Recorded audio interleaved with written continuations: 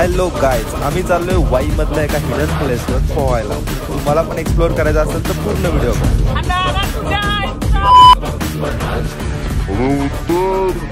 कसं काच काढतो, काच लावतो कसं होतं. अरे माणूस किस नाही राहिली, माणूस काय